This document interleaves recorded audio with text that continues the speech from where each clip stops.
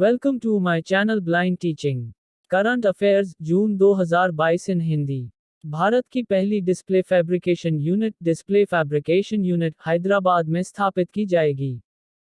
12 जून 2022 को तेलंगाना सरकार ने हैदराबाद में भारत की पहली डिस्प्ले फैब्रिकेशन यूनिट स्थापित करने के लिए बेंगलुरु बेस्ड एलिस्ट के साथ एक समझौता ज्ञापन पर हस्ताक्षर किए। मुख्य बिंदु: यह डिस्प्ले फैब्रिकेशन यूनिट 24,000 करोड़ रुपए के निवेश से स्थापित की जाएगी। इसे इलेक्ट्रॉनिक्स और सूचना प्रौद्योगिकी मंत्रालय के इंडिया सेमीकंडक्टर मिशन प्रोग्राम के तहत स्थापित किया जाएगा। एलिस्ट को राजेश एक्सपोर्ट्स द्वारा बढ़ावा दिया गया था, जो कि एक ग्लोबल फॉर्च्यून 500 कंपनी है, जो स्मार्ट मोबाइल फोन और टीवी के लिए अल्ट्रा मॉडर्न डिस्प्ले के निर्माण में शामिल है। टैबलेट कंप्यूटर, स्मार्टफोन और लैपटॉप के लिए अगली पीढ़ी के डिस्प्ले के निर्माण के लिए generation 6 MOLED display fab Hyderabad में स्थापित किया जाएगा। डिस्प्ले फैब का महत्व: तेलंगाना में डिस्प्ले फैब स्थापित करने से भारत अमेरिका, चीन और जापान जैसे देशों के साथ वैश्विक मानचित्र पर आ जाएगा। सरकार को विश्वास है कि तेलंगाना में एक डिस्प्ले फैब होने से राज्य में इलेक्ट्रॉनिक्स और आईटी पारिस्थितिकी तंत्र और इसकी सहायक कंपनियों को बढ़ावा मिलेगा। जब से भारत सेमीकंडक्टर मिशन की घोषणा की गई है, तेलंगाना सरकार राज्य में फैब स्थापित करने के लिए मिशन मोड पर काम कर रही है। सेमीकंडक्टर मिशन इज़म को 2021 में इलेक्ट्रॉनिक्स और आईटी मंत्रालय मेटी के तत्वावधान में 76,000 करोड़ रुपए के परिव्यय से लॉन्च किया गया था। यह योजना भारत में सेमीकंडक्टर और डिस्प्ले इकोसिस्टम के विकास के लिए व्यापक कार्यक्रम का एक हिस्सा है। इसे सेमीकंडक्टर्स, डिजाइन इकोसिस्टम और डिस्प्ले मैन्युफैक्चरिंग में निवेश करने वाली कंपनियों को वित्तीय सहायता प्रदान करने के उद्देश्य से लॉन्च किया गया था। पीएम मोदी ने श्री संत तुकाराम महाराज मंदिर, श्री संत तुकाराम महाराज टेम्पल का उद्घाटन किया। 14 जून 2022 को प्रधानमंत्री नरेंद्र मोदी ने महाराष्ट्र में पुणे के पास देहू में एक मंदिर का उद्घाटन किया, जो 17वीं शताब्दी के संत तुकाराम महाराज को समर्पित है। तुकाराम महाराज कौन थे? तुकाराम महाराज एक वारकरी संत व कवि थे। वे भक्ति आंदोलन के एक प्रमुख व्यक्ति थे। वह अभंग भक्ति कविता के लिए जाने जाते थे। वे वारकरी संप्रदाय के एक संत थे, जो भगवान विठोबा के लिए बहुत सम्मान करते हैं। वह समतावादी, व्यक्तिगत वारकरी भक्तिवाद परंपरा का हिस्सा थे। शिला मंदिर: तुकाराम महाराज की मृत्यु के बाद एक शिला मंदिर का निर्माण किया गया था। हालांकि इसे औपचारिक रूप से मंदिर के रूप में स्थापित नहीं किया गया था। इसे पत्थर के साथ बनाया गया है। इस मंदिर में संत तुकाराम की मूर्ति है। पृष्ठभूमि: तुकाराम का जन्म आधुनिक महाराष्ट्र में हुआ था। उनके जन्म और मृत्यु का वर्ष शोध और विवाद का विषय रहा है। उनका जन्म या तो 1598 में या 1608 में पुणे के निकट देहू गांव में हुआ था। उनके गुरु चैतन्य महाप्रभु भक्ति आंदोलन के संत थे। भारत की जीवन प्रत्याशा लाइफ एक्सपेक्टेंसी बढ़कर 69.7 हुई। SRS data. नमूना पंजीकरण प्रणाली सैंपल रजिस्ट्रेशन सिस्टम SRS के आंकड़ों के अनुसार 2015-2019 के दौरान जन्म के समय भारत की जीवन प्रत्याशा 69.7 तक पहुंच गई है। मुख्य निष्कर्ष: भारत की जीवन प्रत्याशा अभी भी वैश्विक औसत 72.6 से नीचे है। आंकड़ों से पता चलता है कि 5 साल से कम उम्र के बच्चों की मृत्यु दर और शिशु मृत्यु दर एक कारण हो सकता है, जिसके कारण भारत में जन्म के समय जीवन प्रत्याशा को बढ़ाना मुश्किल हो जाता है। जन्म के समय जीवन प्रत्याशा और 1 वर्ष या 5 वर्ष में जीवन प्रत्याशा के बीच का अंतर मध्य प्रदेश और उत्तर प्रदेश जैसे राज्यों में सबसे अधिक है, जहां शिशु मृत्यु दर सबसे अधिक है। मध्य प्रदेश में सबसे अधिक 43 की शिशु मृत्यु दर है। जन्म पर जीवन प्रत्याशा: भारत में जन्म के समय जीवन प्रत्याशा में 20 साल की वृद्धि हुई है, जो 1970-75 में 49.7 से बढ़कर 2015-2019 में 69.7 हो गई है। राज्यों में ओडिशा में सबसे अधिक 45.7 से 69.8 की वृद्धि देखी गई। ओडिशा के बाद तमिलनाडु 49.6 से बढ़कर 72.6 है।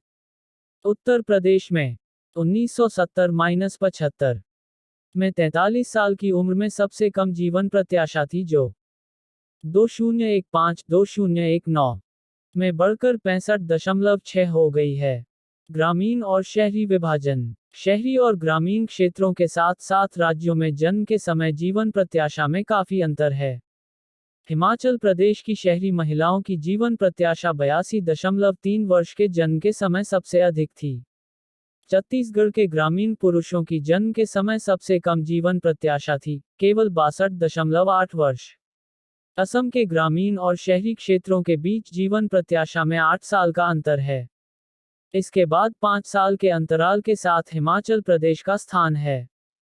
केरल एकमात्र ऐसा राज्य है जहां जन्म के समय ग्रामीण जीवन प्रत्याशा महिलाओं और पुरुषों दोनों के लिए शहरी की तुलना में अधिक है।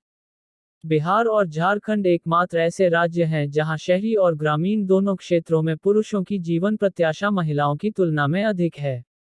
गोवा में राष्ट्रीय सीमा शुल्क और जीएसटी संग्रहालय, national museum of customs and GST का उद्घाटन किया गया।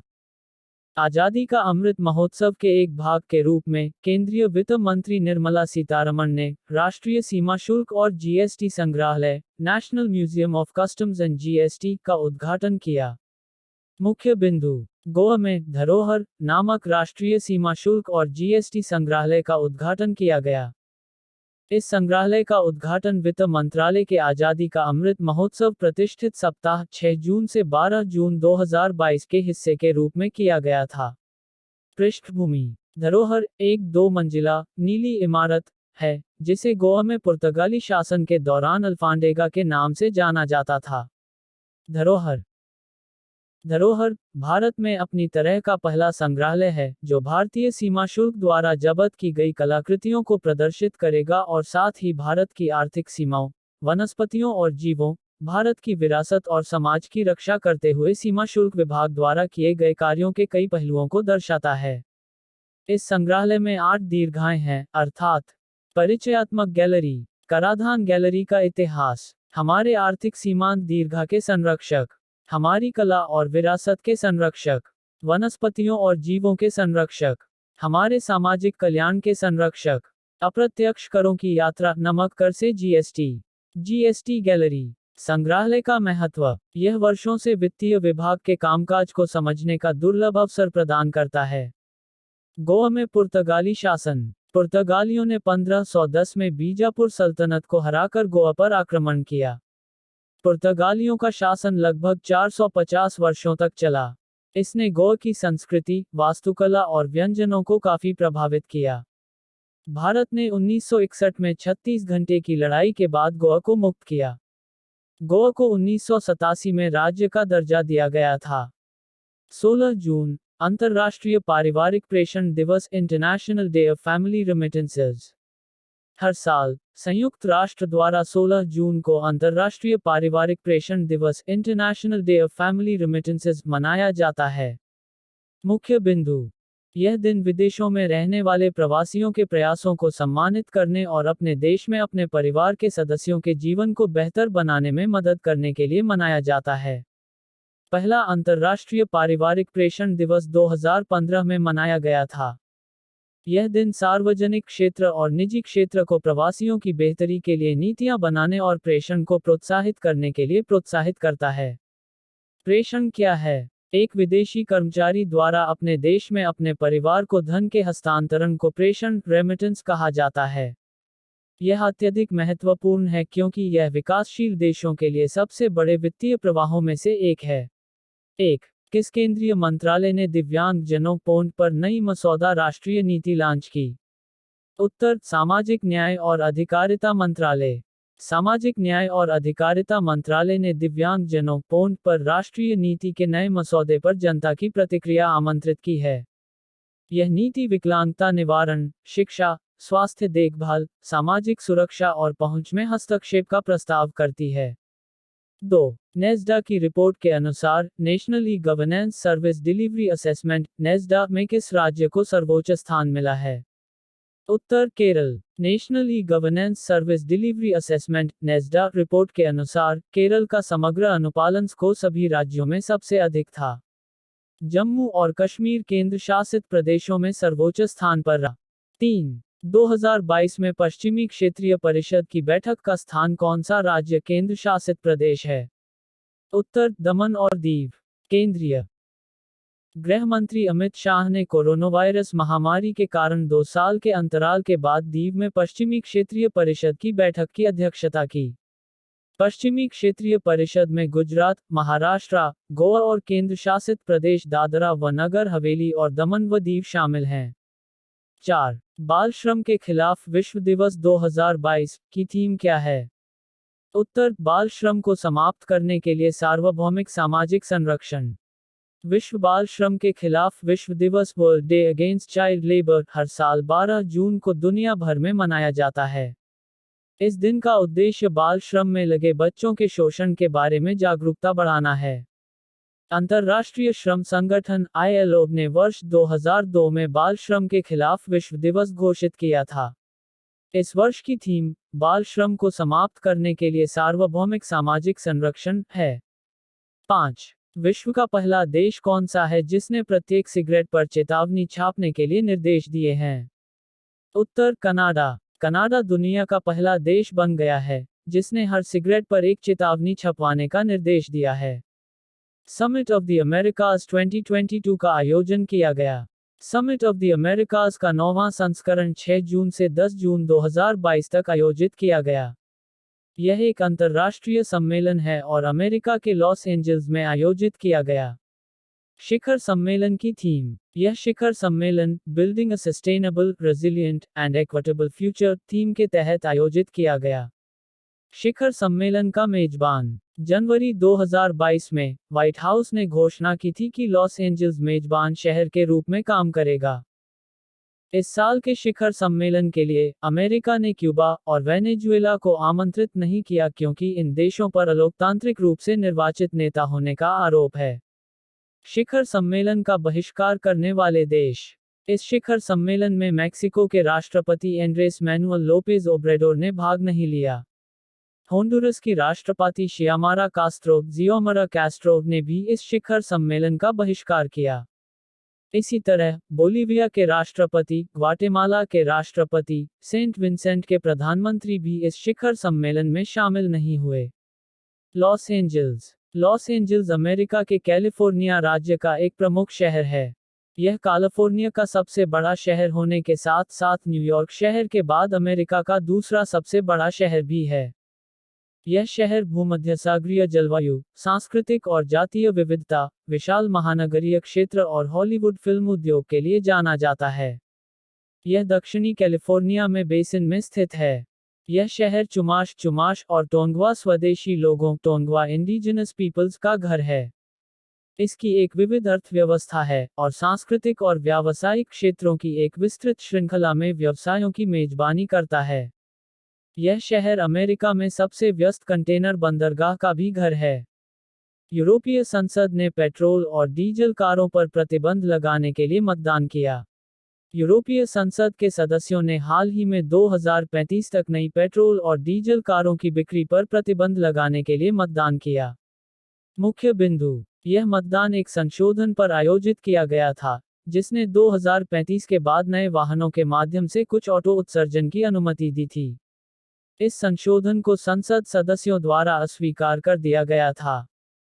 यूरोपीय संघ विधानसभा ने अगले दशक के मध्य तक वाहन निर्माताओं को 100% कार्बन डाइऑक्साइड उत्सर्जन में कटौती करने की आवश्यकता के लिए स्ट्रासबर्ग, फ्रांस में मतदान किया।